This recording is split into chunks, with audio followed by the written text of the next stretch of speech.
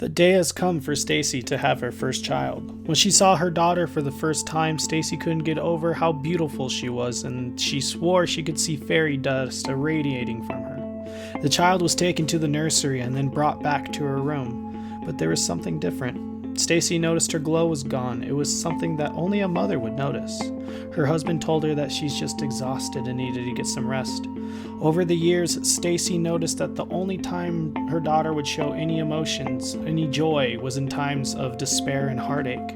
Believing this to be unnatural, Stacy took her daughter to the doctors and therapists, but they couldn't find anything wrong with her. Could Stacy be overthinking things, or could her daughter possibly be a changeling? Let's find out and scare the establishment as we river dance our way through some Irish lore.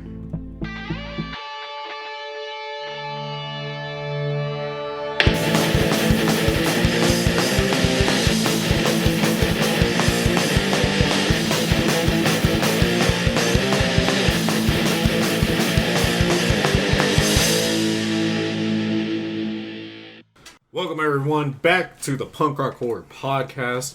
We are your hosts, Matt And Cody. and today we're here to remind you to continue to wash them hands. Yeah, stay clean, stay quarantined as much as you can. Yeah. And I know there are some of us that are like, why do I have to be quarantined? It's looking out for other people too. You know, it's not just worrying about ourselves, it's worrying about others that are more susceptible to what's going on. That's the point. So, Also, I want to point out, if you do decide to leave your humble abode and go to a place of, one would go to do their grocery shopping, one might call the grocery store, please, from the bottom of my heart, do not be a dickhole and hoard shit. Do not be that guy. So, I mean, because as corny as it is, it's a true statement. There are people out there who are more physically disabled or older, who might not be able to get to the stores as quick as us, who are a little more able-bodied, and us taking, all the TP and everything that they could use more than we need is screwing them over. Yeah. So don't be a dickhole. It's not the apocalypse. You don't need to freak out. Oh shit, man! It's already kind of screwed me and Dev over and Audrey over a little bit. We're on baby wipes right now. Yeah, because it is all gone. Like we're like okay. 3 nights. I went 3 nights late. Wait until close. They were closing to the grocery because the grocery stores that are by us where we live close at 12. Yeah, and I don't get off work till 11 this past week. Yeah, and so I've been waiting there just to see maybe if they'll stock it in time and I can just grab one bag. Yeah, that's what a buddy of mine told me too. Yeah, and he said wait till they're almost closed because that's when they restock. Yeah, but even then they're not doing it anymore. They're just they're really waiting for people to be gone. Yeah, there's that, and then I also saw that most stores are now limiting everyone to just one of everything that's there. So say you go in, you're only allowed to buy one thing of toilet paper now, one thing of hand sanitizer, all that stuff, and it's because that's how it should have been. Come on. And then dickheads had to ruin it for everyone else. Yeah, it's just I was thinking to myself, because I work in the service industry and everything, and so there's always that chance that if I do get, if I even catch a whiff of it, I'm locking myself inside until, unless I know I'm not affected by it. Right. But, I was saying, man, I'm just going to quarantine in my house, and then whenever I need some, I'm just going to text someone, go, hey, can you grab me this? Because I'm not allowed to leave my house. Put it next to the front door, and I'll hazmat my suit out there and grab it out the front door. What I will say, though, right now, for anyone who has seasonal allergies, is the funnest time ever. Oh, my God. Oh man, dude, because around this time of year, my phlegm gets really bad. Yeah, I know. So I get more coffee. I get I cough a lot more. And so I'll just be at the store, and I'll see people with just plastic bags around their hands, and I'll just my phlegm will just get caught up in my throat and just. You're like, oh god. Yeah. I even made a post about it on Facebook. If you want some extra personal space in an immediate situation in overcrowded areas, you're just one cough away. Yeah, I know. Oh man. So don't be a dick. Don't hoard all the toilet paper. Don't stop ruining it for people. Yeah, and just be safe. Look out for each other. Mm-hmm. Don't be racist. Don't be angry. And also do your research on it. That's all I can say. Also, don't make assumptions. Don't click on clickbait. If you see something about it that sounds scary, just look it up real fast. It's a dawn and age of the smartphones. Just Google it real fast so you can either ease your thoughts, or if it turns out to be true, you know how to handle it from then on out. Absolutely. That's our piece. So, since we're touching on this said virus, which, epidemic, which Cody doesn't want to name it what it actually is. I want to call it the Keystone virus, just so we can get away with it. Because I guess right now what's going on YouTube and a lot of other platforms, well, at least just YouTube, is that we know of. Yeah, it's just something that I caught of, and it's just trying to play safe. Yeah, so they're demonetizing videos that say the name of this virus. And they also might be flagging some videos, so that's why we're avoiding saying the actual name. Yeah, and I haven't done my in-depth research about this, about us being able to say it on the air and stuff like that. Right. But it's mostly just so we can cover our own asses and stuff like that. So don't get all on us. It's just we're trying to play it safe. And although it makes me sound that way, I am only picking Keystone virus just because it's we can actually say Keystone. Yes, that's why.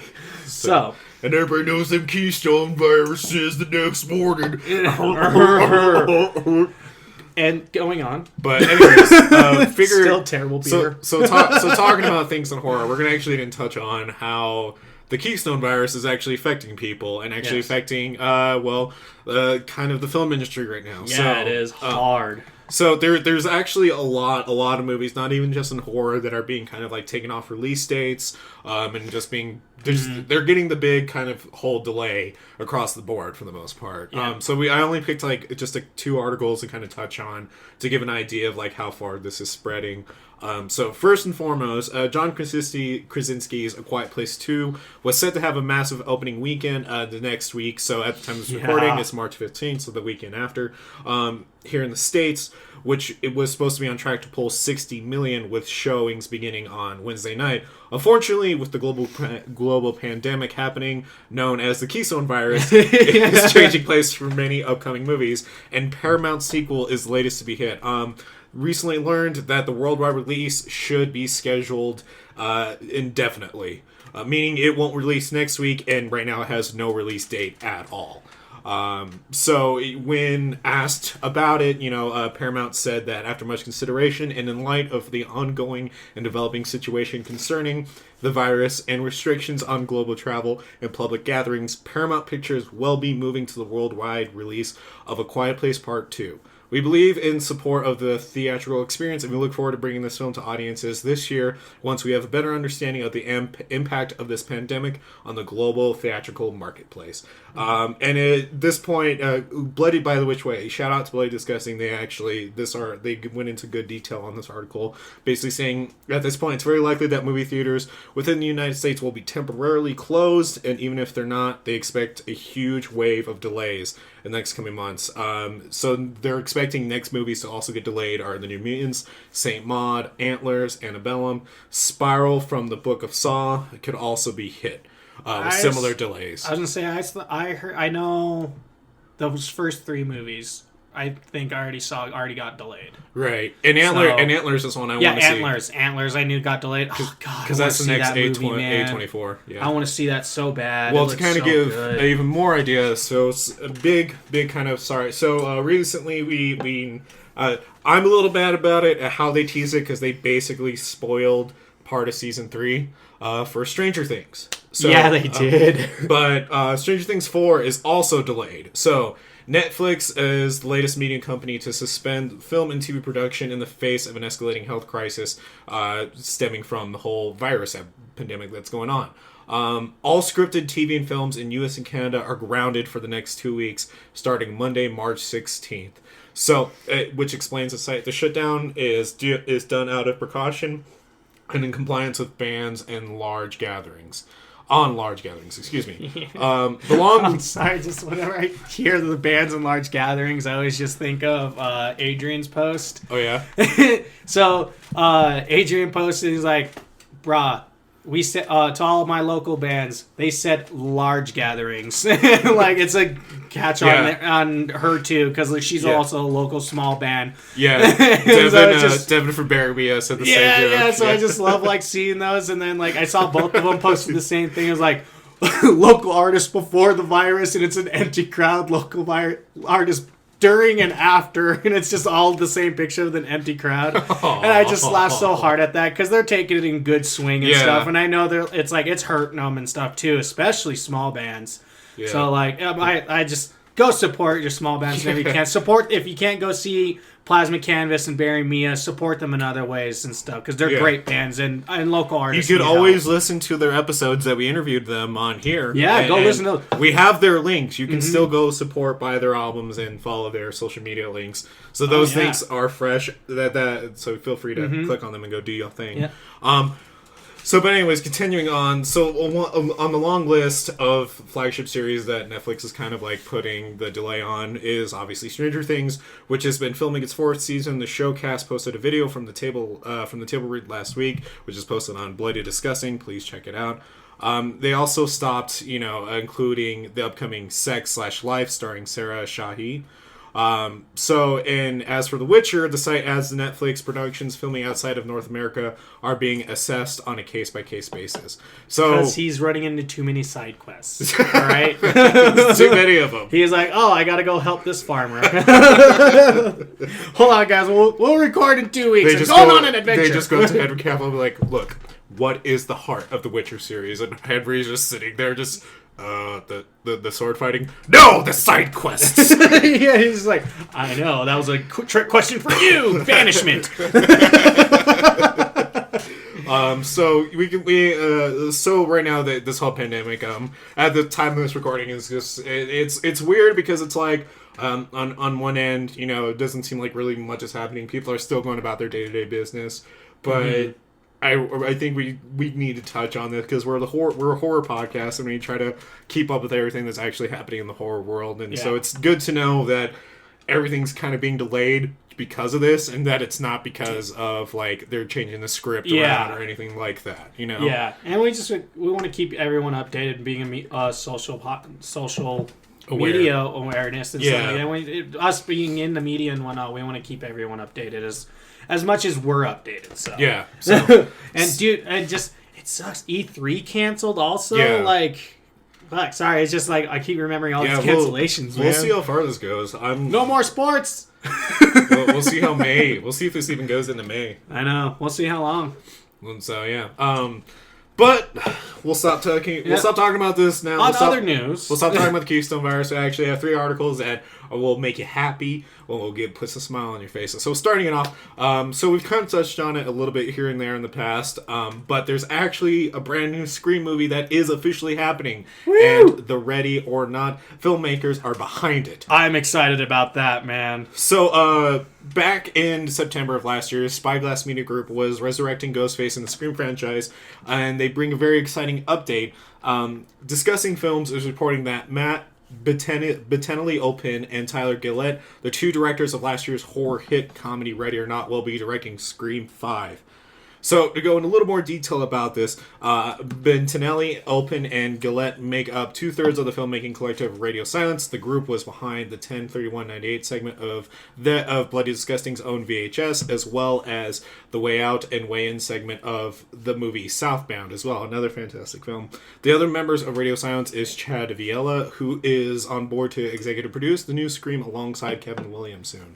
Williamson, of course, wrote 3 of Wes Craven's 4 Scream movies, so they have someone who actually is established within the franchise. Discussing film notes, plot details... At least 2 of those were good.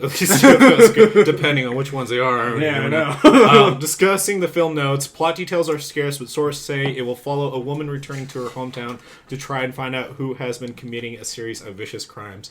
Well, the new film connects the previous installments. We don't know. There's been a lot of talks with just even regular cast coming back to reprise their roles. Courtney Cox is, I'm fairly certain. Yeah, and Nev Campbell as well. Yeah, I'm fairly certain I saw Courtney Cox get confirmed. Which is exciting. I feel like that was the plot of Scream 4, though. What? Like, that there was vicious, like, Dev Campbell came back to, like, figure out why there's vicious crimes happening. Yeah, she came back. She came back going, "Why is everyone doing the Ghostface murders again?" Yeah. And then it's like, I can't say it because I don't want to spoil it. Yeah, so, I mean, well... Because it was 4. Scream 4 was good, though. Like, we might be shitting on it a little bit. Yeah. I would say, I recommend going to see it. I liked it. I thought it was a good attempt at coming back to the franchise. I really do. Yeah, honestly, 3's the only one I didn't like. Yeah, no one really likes 3. 2, I think, just like... See, everyone gives Halloween 3 shit until I still firmly believe, until you realize that it was meant to be its own thing, because the whole Halloween franchise... Speaking of! But holy crap! Everyone always forgets about Scream 3, you know? Yeah, okay, so... Just talking about that, like how, because that was the same thing for me. Why watching Halloween 3, like first time I saw it, I was like, this shit, where's Michael? And then coming out, it's learning that it was supposed to be an anthology, not right. like the first 2 was Michael Myers, and then it was going to be anthology. Yeah, like it was only going to be its own kind of like Tales of Halloween. Yeah, like so did you know? of Death. Did you know that was the same thing for Friday the 13th? That's why in the 4th movie it's not Jason, it's a different guy. Yeah. Because originally what they were going to do is going to have Pamela and then Jason. Yeah. And he was going to officially die in the 3rd one with the hockey mask, and then there was going to be a different killer every time in the hockey mask. It was going to be like Ghostface instead. Right. It was going to be a different person, but then everyone was like, "Nah, I want Jason." And so they brought him back as a zombie. Jason.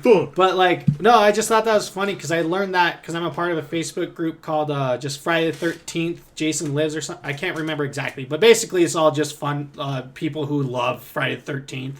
And I learned that and I was like, that's pretty cool that all those old our horror icon slashers weren't even supposed to be more than 2 movies. Yeah, no, I agree with what you're saying, man. Like, I knew that Jason, because they also had the Friday the 13th series. Yeah, which they continued what the movies were supposed to be. That's why I was like, oh my god, exactly. That's cool. Yeah. I feel like Nightmare on Elm Street's like the only one that wasn't meant to do that. They're like, no, we're gonna keep Freddy. Like, how about we do it? This kind of guy? No, Freddy. How about a different slap in the face? Freddy. Like, we're not touching it.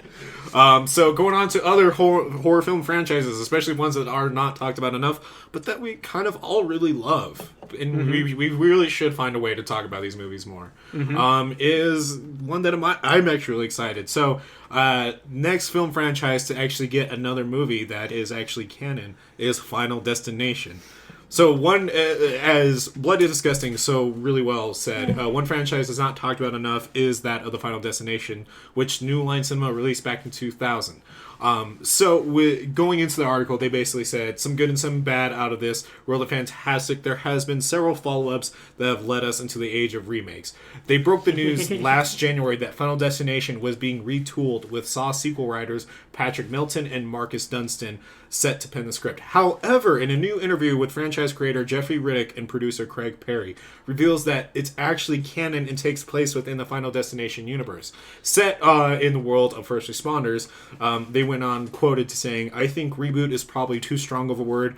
It makes it sound like they're going to change everything, but it's definitely a Final Destination movie," Riddick told Yahoo. With Bloody Disgusting confirming the film remains wholly canonized, Craig is the master of coming up with crazy openings and set pieces, he adds. He told me a couple of things that happen in this one, and it's going to be a lot of fun. It's not going to feel like cash grab Final Destination film. In fact, Perry even teased with the sequel that the place would take in the world of first responders. So all you EMTs out there, be rarity. If you have paranoia, you might hate this movie. We're toying with having it take place in the world of first responders, EMTs, firemen, and police, Perry reveals. These people deal with death on the front lines every day and make choices that can cause people to live or die. So with that also comes in, as THR previously notes, screenwriters Milton and Dunstan are horror vets best known for penning 4 of the Saw movies. They were winners of seasons 3 of Project Greenlight and also wrote The Collector, The Collection, and Piranha 3DD. They penned scary stories to tell in the dark. I was like, for cool. CBS Films. Good movie, and then shit. Okay. But they are also working with horror producers Platinum Dunes on an untitled Christmas horror project set up at Sony and The Reckoning at Paramount. So this gives me a lot of hope. I actually am a fan of the Final Destination series just because I know the one scene everybody always thinks of is either the lawnmower scene or the dude getting his sphincter ripped out in the pool. Everyone. See, I always think of Sean William Scott getting decapitated. There's that one too, but I feel like those ones get, because those are the most like kind of the ridiculous. That was the movie that had the most ridiculous ones. Yeah, like the most ridiculous kills with like the NASCAR like race, just like wrecking everyone. I think it was. I don't know. I lost interest in Final Destination after the third one, the roller coaster. Because really? The fifth one's good. I enjoyed it, but after that, like when I saw the trailer for the NASCAR one, I was just, ugh.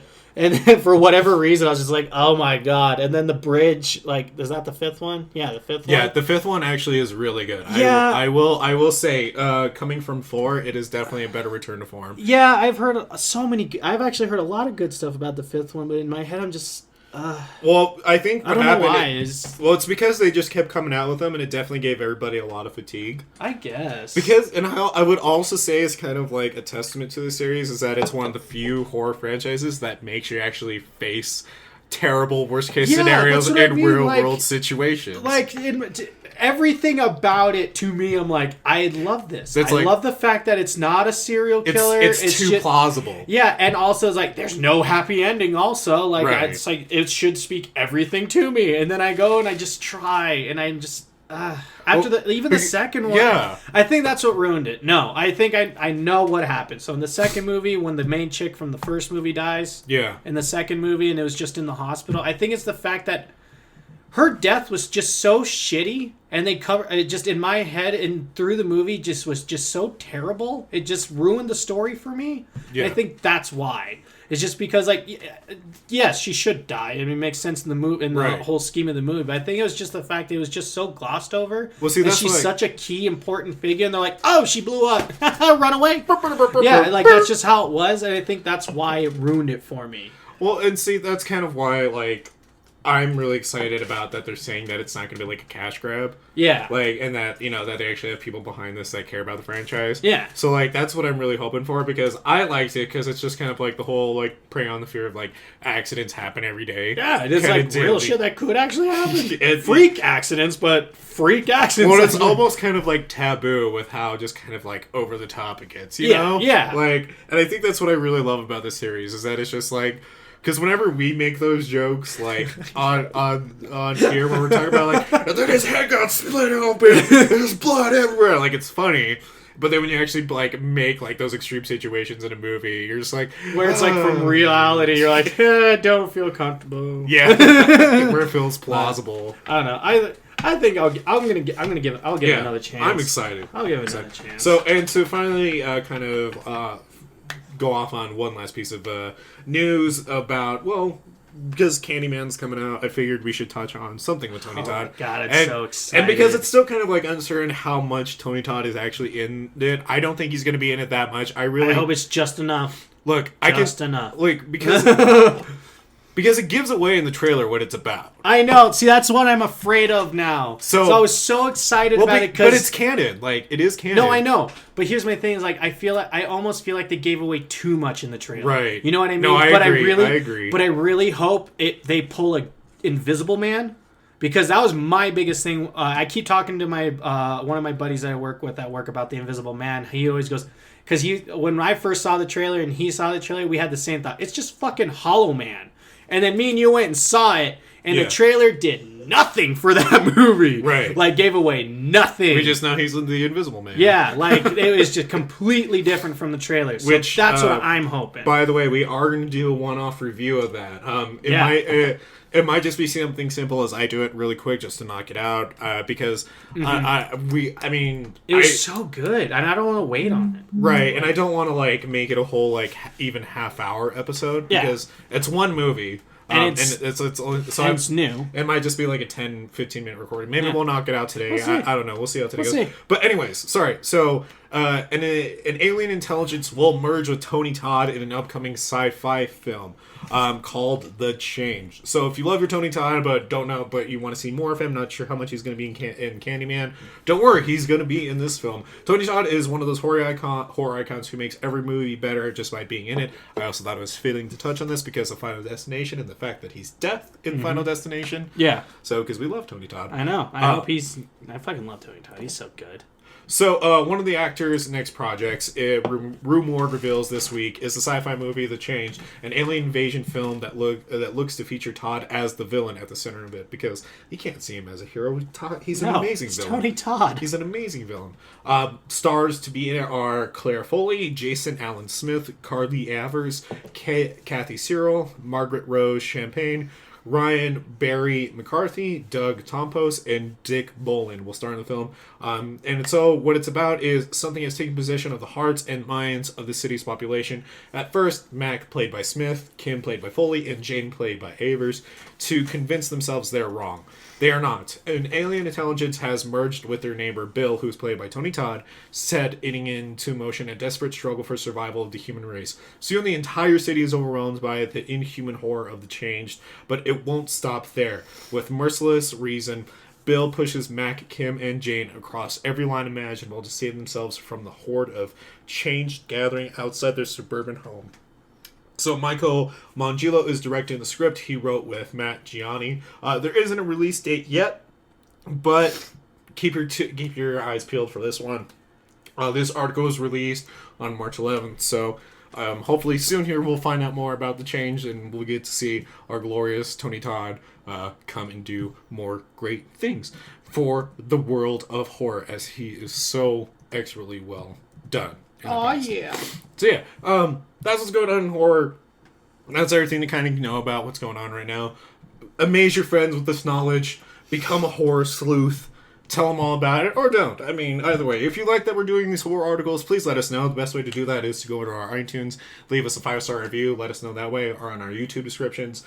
Go in the comment section there, let us know. We're listening all the time to you guys, and we love to hear back from you, and we love to hear about the things that you like us doing, and so on and so forth. We are your monkeys, and we will dance.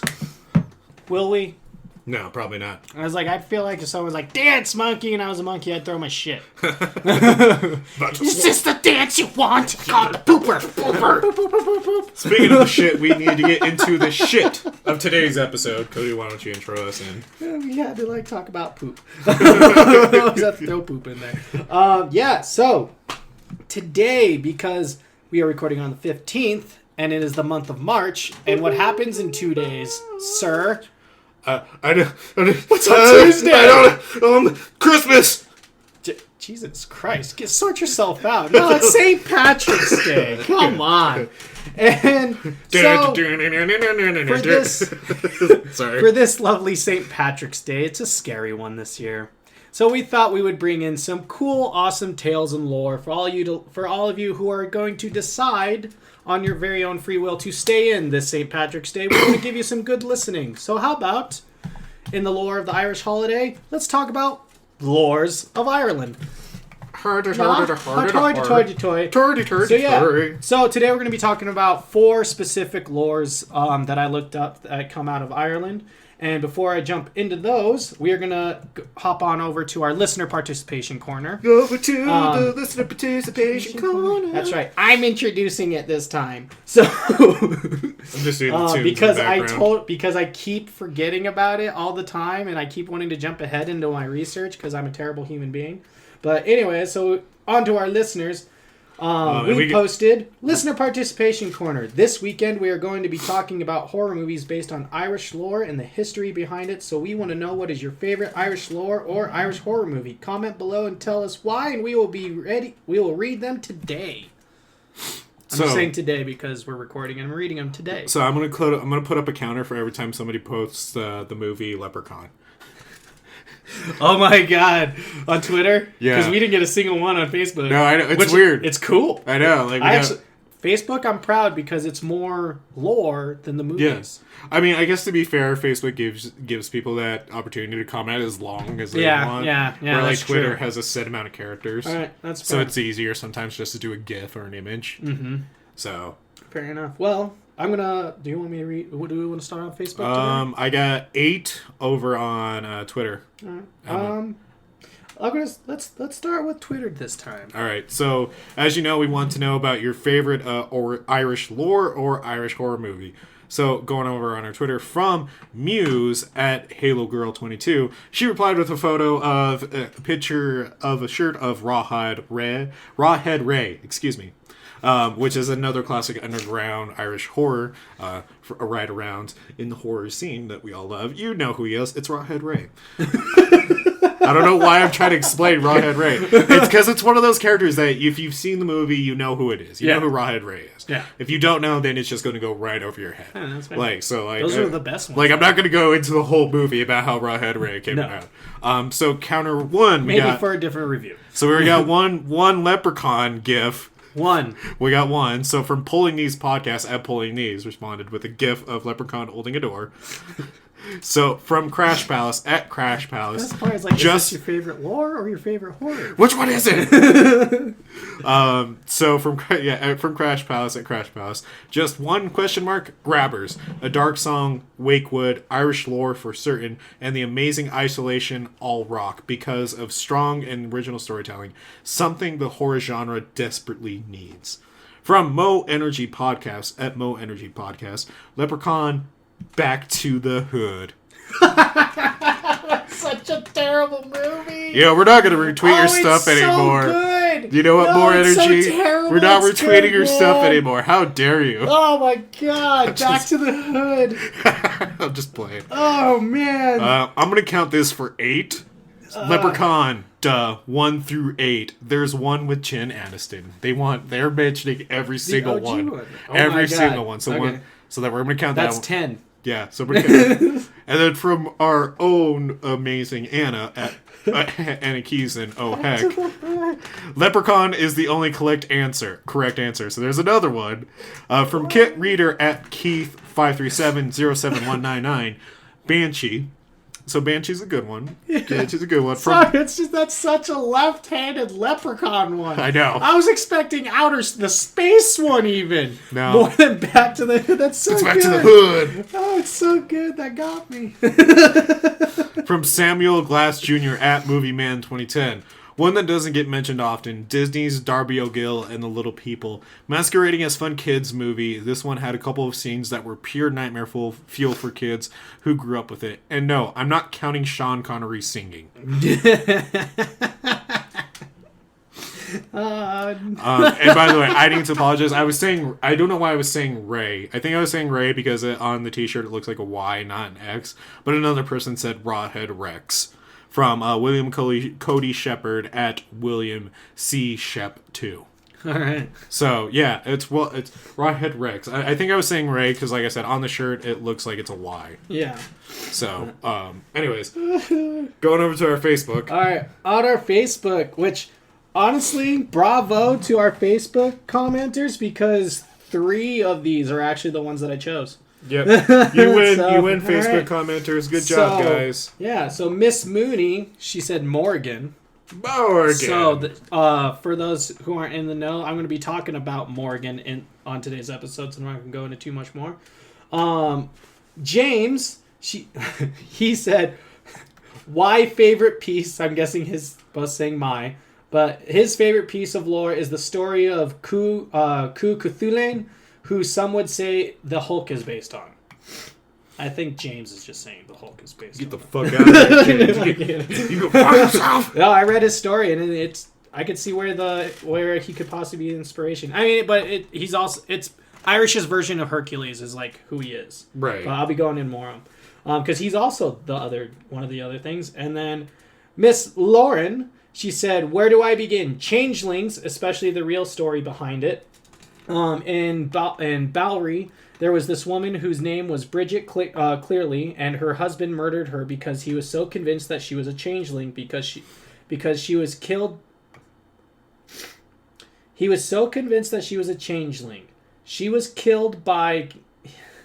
I'm just gonna have to read it the way how it's supposed to. Lauren, I'm not reading this part. She was killed by lighting. She was ill by lighting her on fire by the hearth of the fireplace with her family watching. He killed her. The dude killed her because he thought he was a killed her. He killed her. Anyways, and the Banshee, the female sprite, if you hear her scream, someone close to you will die. And then the haunted Lep Castle Bog Bodies. It's endless. I haven't watched any Irish horror. Yes, you have. You just don't know it. But you know I'm a history and lore nut, so you don't know. You don't know who you are. Lulz. # stop feeding ducks bread, Cody. No, fuck those ducks.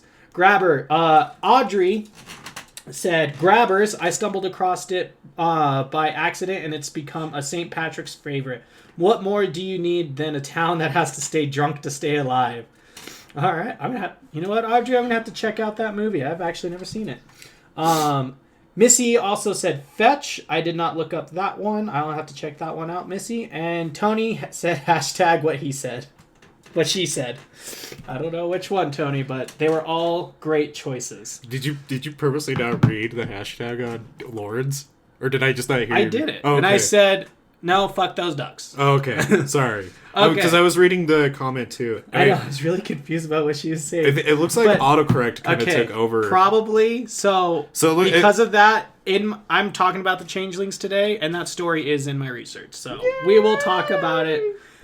We're going to start off with the changeling. That was the weirdest high pitch I've done in a while. I hope you guys actually heard that on the recording. Because it's just like really faint. I was really kind of just emulating my passion for the scene in Land Before Time where it's a little baby Littlefoot. And he's just like crawling out the he's like, Jesus Christ. What if we talked like that the whole time? Wouldn't that be like? And that is the end of the Punk Rock Horror Podcast. Yeah, Thank fair. you for listening to us. Yeah, we can't ever pretend to be badass. We're sorry. All right. So to start. I mean, it's kind of fitting because it's changelings. I know. So to start. Okay, so when I was doing this, I was getting so upset because I remember I picked changeling as one of the topics for when we talked about when we told scary stories at the pub. Yeah. For one of our live events. And so like I was getting so mad because I was like, did I do it for the actual podcast or was it just for the stories? And I like had to go through all my research. Like, oh yeah, I just did it for the story. So, all y'all, we're gonna learn about changelings today. Okay, weird. Anyway, so lore number 1, the changeling. When the word fairy is mentioned, many think of gentle beings with nothing but pleasantries for their human counterparts. As we discovered with the band... Oh, no, fuck that. Jesus Christ. No, we're good. Disregard that. The changeling. Changelings were fairies who had been left in place of a human child or baby who had been stolen by the fairies. The child was taken for one of 3 reasons. To act as a servant for the fairies, to receive the love of a human child, or just for malice or revenge. Most of the time, the exchange was made with a fairy. The exchange was made with a fairy change, but occasionally an elderly fairy would also be swapped instead of a baby. Right. So the elderly fairy would take the human baby's place because fairies are fucking adorable, I guess.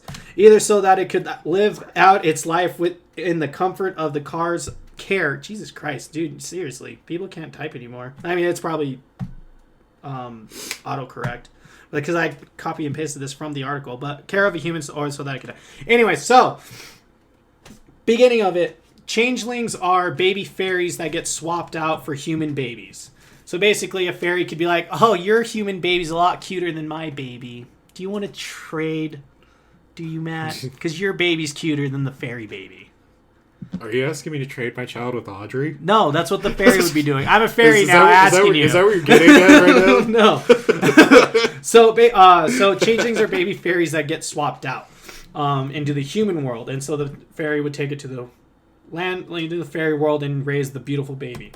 So often, oh my God. I also have a really good kind of also description here too about changelings, if you don't mind if I share it. Yeah, go ahead. Sorry, so, this article got all... No. So I also recommend checking out irishcultureandcustoms.com because they're a really good source for Irish lore and stuff like that. And they even have a whole section about Irish monsters and urban legends and lore. It's really cool. So on changelings... I know, that's where I got one, not from changelings, but a different one. So for changelings, the way it's described is, changelings were the replacement for a mortal child who had been stolen by the good people. For fear that handsome baby would be kidnapped, people wouldn't mention its beauty. For his or her protection, they would not only call God's blessing upon the baby, but actually spit at it, hoping that this would deceive the good people into believing that the baby wasn't worth stealing.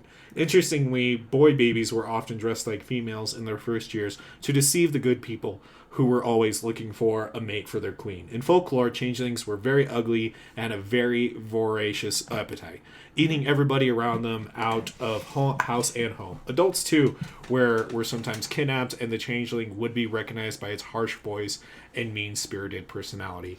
So one movie that we actually reviewed that actually has a good story about changelings was actually oh my god, I had it on top of my head. It was an anthology movie that Christmas Horror Story. Christmas Horror Story. Thank you. Christmas Horror Story. So that they actually do a really good tale on the changelings in that one too. And so, by the way, good people, that's just what they're called, is the good people.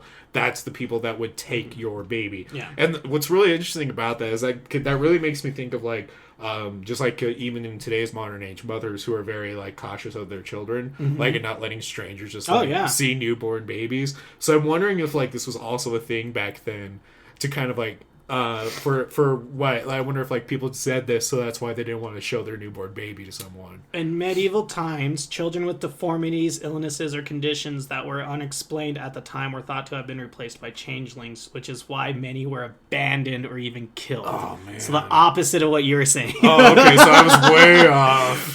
But there were morbidly off. But there were those. Hold on. But there were those who suspected their baby had been swapped with a changeling, who still felt as if they had to look after their love and love their changeling child, for fear that the fairies would harm their stolen child, or worse, never bring it back. So it's kind of that thing. And so and then the story we wrote, the quick little story that we wrote, read in Lauren's post.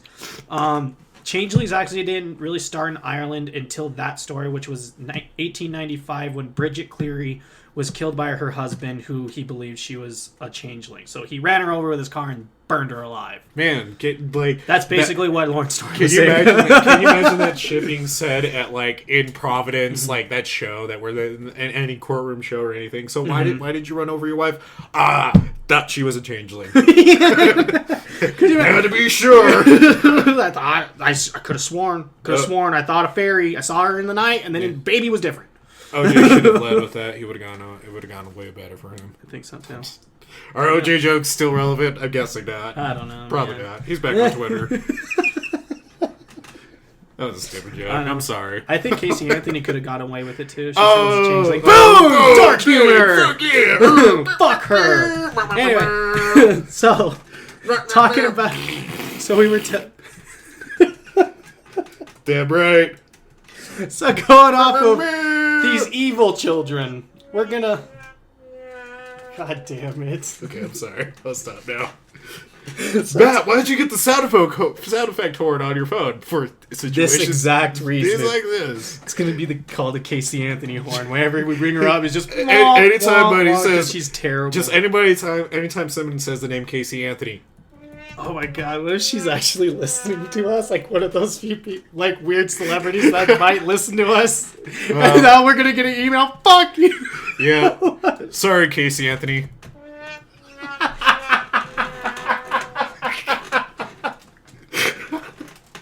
I don't know why we're taking so many shots at Casey Anthony. Because we're still talking about attention. Okay, so going away from her. And switching from... You're avoiding the name, aren't you? Yeah, from the evil children. Let's talk about a tragic story of some good children. And let's try to shift this tone. Yep, and talk about the children of Lear. Say it when we're actually... Lear. L-I-R. Okay. Children of Lear. Okay, I was actually being genuine too. No, I know, I could tell. So, many years ago in ancient Ireland lived a king and ruler of the sea called Lear. He had a beautiful wife called Eva, who gave him 4 children. The eldest son, Addo, a daughter called Fionnuala, and twin boys, Fiachra and Con. When the children were young, their mother Eva died. Lear and the children were very sad, and the king wanted a new mother for his children. So he married Eva's sister, Eofe, who it was said to possess... She was a witch, basically. He married her witch. I'm not going to go into it. Eofe loved the children, but she loved Lear first and became very jealous of the fact that Lear was trying to be a good dad and spend time with his kids. So, because she got jealous and she wanted all of his attention for herself, One day, she took the children to swim in a lake while the sun was hot in the sky. And when they got there and children took to the water, Aofi used her powers to cast a spell over the children, which would turn them all into beautiful swans. Because she knew if she killed the children, their ghosts would haunt her forever. So instead, she cast a spell, forcing them to live as swans for 900 years. 300 on Lake Deravarach, 300 in Straits of Moyle, and 300 more on the Isle of Inishglota. The spell would only be broken when children heard the ringing of a bell and the arrival of St. Patrick in Ireland. Oh. Basically, this tale came about, they became good children once they were blessed by God. Oh, so it's one of those. It is, because St. Patrick is who brought... For those who don't know, St. Patrick brought Christianity to Ireland. That's what he did. Yeah, and so basically, it is just, yeah. Yeah, and so the story of him driving out the snakes is kind of like, it's the lore of, it's symbolizing his driving out of sins. Yeah, because how, the snake in the Garden of Adam and Eve was, Satan. Yeah, so he never actually played a little pipe and drove the snakes out. He was driving the sins out of Ireland. Brought the good book. But, so he brought Christianity, which saved these children. But before he comes in, Aofi's spell had not taken away the children's voices, and it was so that these 4 beautiful swans could sing beautiful songs and were able to tell their father what had actually happened to them. Lear, who had... God, gross. Ew. Lear, who had been searching for his children, came down to the lake and saw... Fiona, I'm just calling her Fiona. Now a swan, who told him the spell that was casted on them by Aofi. Enraged, Lear banished Aofi into the mist, and she was never seen again. And while Lear was sad of his children's fate and how long they were going to be swans, he still stayed a good father and hung around the lake until his dying day with his children every single day. And then after those 300 years, they traveled to the Straits, and for those 300 years, they spent enduring fierce storms, and they were separated from each other for most of those 300 years. And after that, they finally found each other after those 300 years, and spent the last remaining 300 years of their spell on a small saltwater lake on the Isle of Inishglota. And so before their passing, so they on their final days there, a holy man moved to there. His name was Calmhog, and he cared for the swans for the rest of their life. And when they finally heard the final bell that changed them back to children, Calmhog knew of their curse and their fate. And so before they passed and saw that after they, changed from swans back to children, he knew what was going to happen because they started aging rapidly. I mean, they're over 900 years old, and he blessed them so they could finally rest at ease. Nice. It's kind of the ending of the story. Yeah, it was a nice, sweet tale. So are you going to touch on the puka a little bit more? Okay. No, not touching on puka at all. Do you mind if I read about the puka? Sure. Cool. So I'm just kind of picking off also cool lores off this website. I'm going to try, because I think we should end on, the actual origin of, the leprechaun, since it's being touched on. Yeah, I know. So we'll end on that one. But, so, the puka, pronounced puka as P-O-O-K-A-H, and also for all you weeboos, that's not the anime. We're not talking about the anime puka. Okay, throw out weeboos. Did it again! Oh yeah, totally Casey Anthony, that one. Alright, so the puka. Oh my god, you son of a bitch. Sorry. Okay, anyway. You're gonna throw it. I like everyone's like, what? What did you say to me? So the puka is the Irish word for hobgoblin. One of the most feared spirits, according to legend. It can take on a variety of shapes and sizes in order to wreak havoc and harm. However, as the legend goes, it's now less dangerous thanks to legendary King Brian Boru, who is said to have tamed it and ridden it like a horse. In fact, if one can use that word in the same sentence as talking about the supernatural, it's said that the puka often takes on the form of a horse or calf, rushes between victims' legs, and hoists them away for a mad dash across the countryside. Besides horses and cows, the puka can also take on the shape of a bird or a bat and has been known to scratch the faces of its quarry. Usually, its ominous spirit lies in wait and suitably eerie places such as crossroads, fences, or bridges. But could you imagine that shit if, like the horse, like, out of nowhere, just being taken away by a horse would freak you out. But could you imagine out of nowhere being hoisted away by a giant-ass bat? Just, like, into the fucking night sky? Okay. But is it like a Pokemon, so it only says its name? So it's like flying at you as a giant bat goes, Puka! It just like soars into the sky. Like, can you imagine that shit? Like, just imagine like a couple walking out. Like, maybe it's their first date. And they're just like, this is going really great, but I would really give for anything to just make this date end. And all of a sudden, nowhere, Puka! Just fly into the sky, just, holy shit, I don't know if I should be happy or terrified. No, you know, the puka grabbed the guy and the girl's sitting there like, I mean, I said I wanted it to end, but Jesus Christ. Like, I feel like hobgoblins always have, like, goblins in general have the weirdest fucking lore in any culture. Because they're just fucking hideous. I love goblins so much. It's the most ridiculous. And they would just, like, take you away. Like, yeah. and, like, when it says, like, it would take on the form of a horse or a calf and rush between the legs of its victims and hoist them away for a mad dash. It makes me think of, like, any movie ever that has a comedic scene where there's just, like, a village that's just, like, in disarray because, like, heroes are running through it or whatever, and they're just, like, horses taken off with, like, knights attached by a rope or, like, whatever. Like, you know what I'm talking about? Like, like, it just makes me think of that. In reality, they're pukas. Yeah.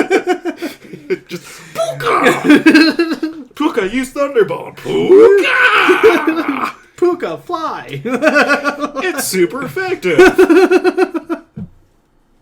So, yeah, man, I don't know. That Don't do it. We didn't say her name. DDB right now. Is she coming up? I got another one for you if you don't have one. I got the Morgan. We're going to talk about Miss Morgan. Go ahead. All right. So, as we said, Missy Mooney pointed this one out, but the Morgan is the term given to Goddess Morgan, one of the triple goddesses in Celtic mythology. She represented the circle of life and was associated with both birth and death. Her name translates to Great Queen or Phantom Queen. She was a shapeshifter and looked over the rivers, freshwater, and lakes. She is also described as being the patroness of revenge, magic, priestesses, night, prophecy, and witches. She is often depicted as a triple goddess, but this varies by source. In Celtic mythology, the number 3 has incredible significance. At times, Morgan is featured as one of 3 sisters, while other times she is a singular figure. So, yeah. I guaranteed I'm getting this all from mythology.net. I'm guaranteed we just gave a lot of women who listen to this show their next tattoo idea. Yeah. I want to get the number 3. I fucking do it. So the origins of the Morgan is actually, it's pretty difficult to find the exact origin, but some say that she was the wife of Dadga. Many say that she was part of the Tuatha De Danann, or the tribe of the goddess Danu. The tribe was a mythical race living in Ireland and were descendants of the goddess Danu. Her son Dadga was a powerful leader. Morgan often helped to protect the people from invading armies by blowing a layer of fog over the land and decreasing visibility. Legends and stories, the myths surrounding Morgan all involve parts of the life cycle. Her stories are found in all kinds of places, but her biggest story, her biggest legend I'm going to talk about is going to actually link to a later story, but of Cúchulainn, the one that James said. So I'm going to read this whole story real quick. It's short. Cúchulainn was a warrior, and Morgan fell deeply in love with him. She tried to seduce the warrior, but he rejected her. Unable to deal with the rejection, she set out to seek revenge. She tried to use her magic to increase his inner strength, but needed him to be still and near her in order to do so. Because she was a shapeshifter, she appeared to him for the first time as a bull. She told him to run, but he refused and kept on his path. The next time, she appeared to the warrior as an eel. She tried to trip him in an effort to use more magic on him, but she was unable to. She tried again, this time changing into a wolf, and attempted to scare cattle so that they would run and stop his journey, but again, this didn't work. So, in these three parts that they left out, it's actually really important. But as an eel, Ku kicks her when she turns into an eel and breaks her ribs. When she was a bull and charged him, he actually shoots out one of her eyes. With an arrow, and then as a wolf, he actually throws a sling and breaks her leg.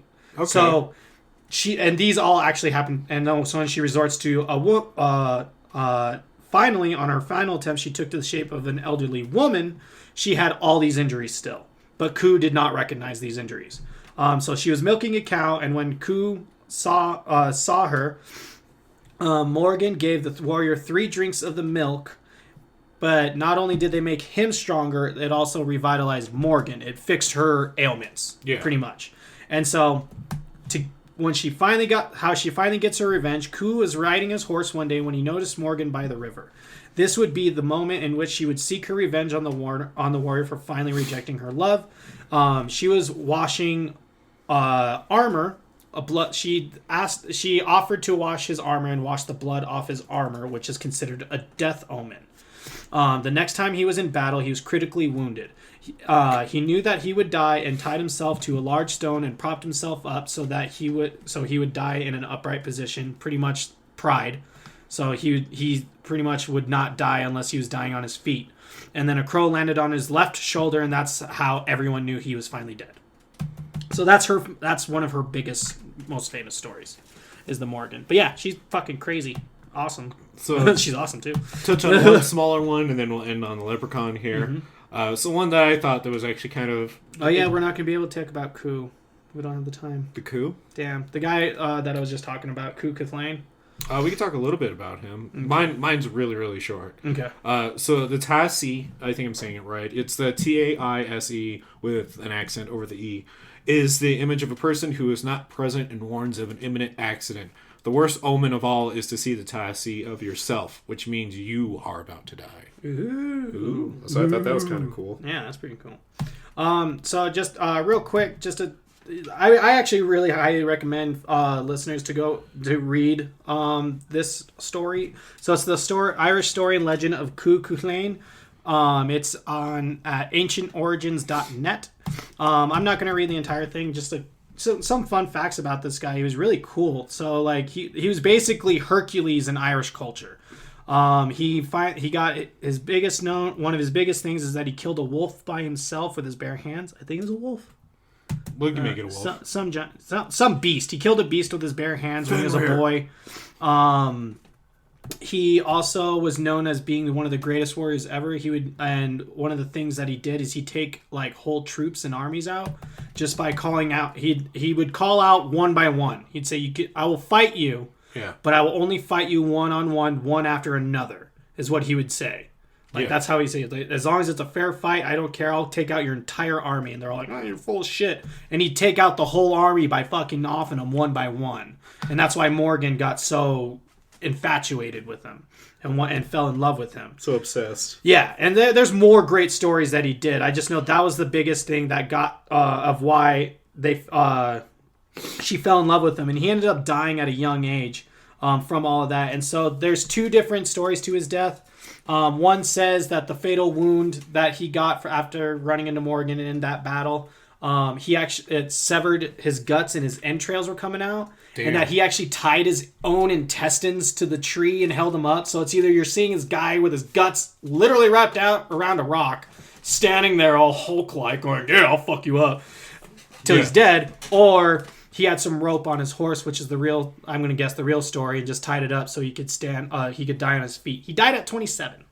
Wow. Yep. I mean, it's kind of hard to think you're going to survive if you're tying your own Yeah. intestines around you. Yeah, I'm just imagining that too. Could you imagine like being a bird just watching that? Like that crow, he's like, yeah, that's going to be good. What the fuck is he doing? Like the dude just ripping out like his intestine. Like, all right, he sticks a spike in it, walks around the rock with it still in there, and then ties a knot, and he's just like, I'm good. Crow's just like, humans are weird. Yeah. Well, better eat some of that matter before it goes to rot. Yeah, he's probably like, that was the most metal thing I've ever seen, sir. I will eat you heartily.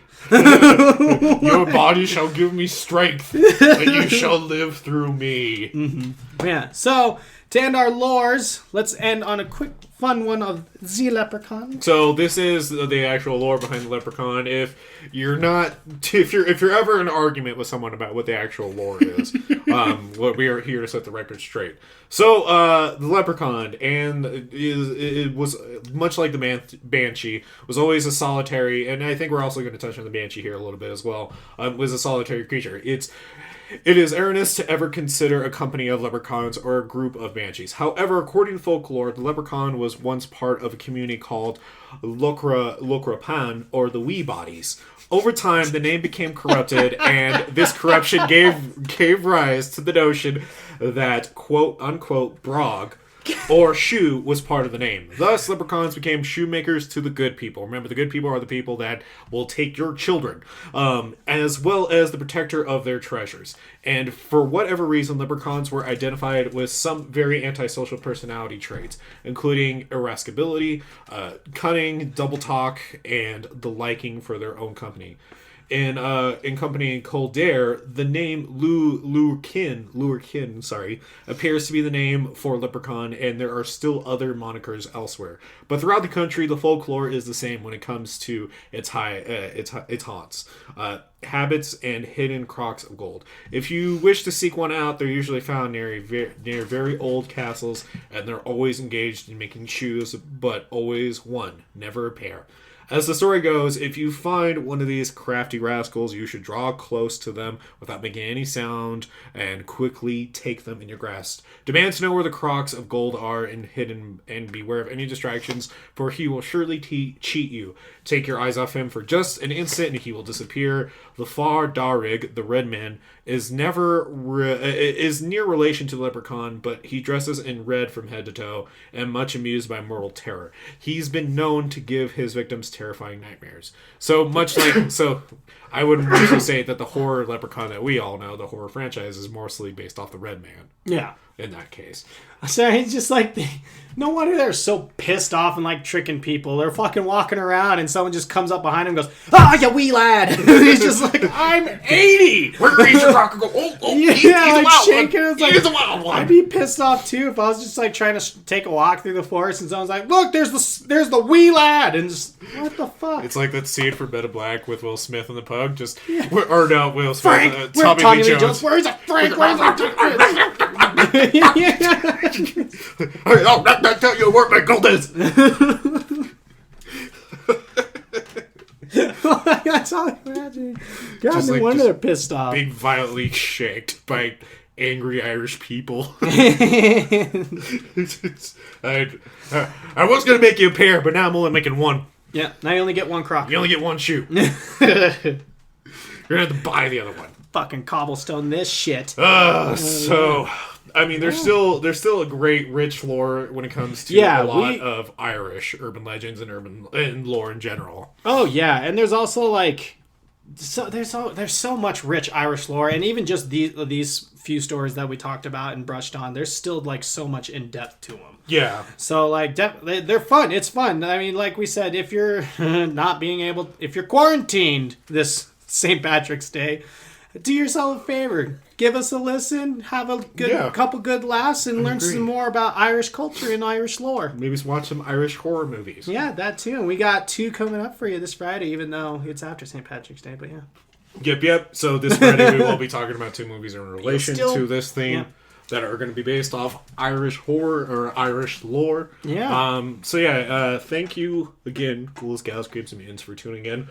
Some news. So we did walk away from Teespring for a hot minute for a while there because they were definitely dropping the ball with a lot of our products. Mm-hmm. Some time has passed and we've worked through it, and we can now proudly say that our Teespring account is back up and running again. It's good. Woo. So you can, so to kind of make this an example, so we have our merch that we partner with Ether's Oath, and we have our own branded merch via Teespring. So there's two types of merch you can buy from us. Both have varying degrees. You can find those links on below of prices and what you're going to be looking at. But we have great products. We're going to be adding more products to the store here soon.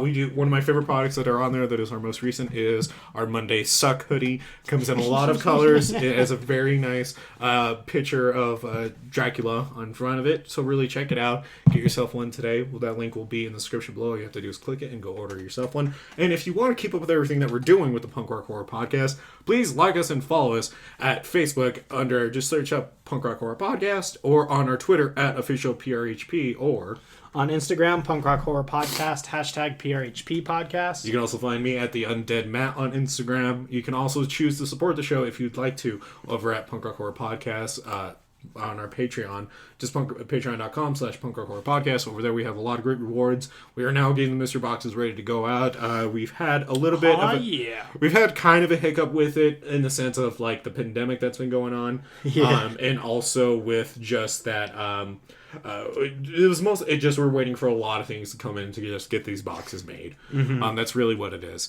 So with that being said, if you like what we're doing and you still want to find a different way to help out, but you can't really become a patron, the best way to do that is just to go over to our iTunes, leave us a good review, let us know what you like about the show, give us a shout out. We might just read it on the show, or even let us know in our YouTube comments. That being said, I am Matt. I'm Cody. And thank you again for letting us talk about horror with you. Bye. Bye. Bye. Bye. Bye.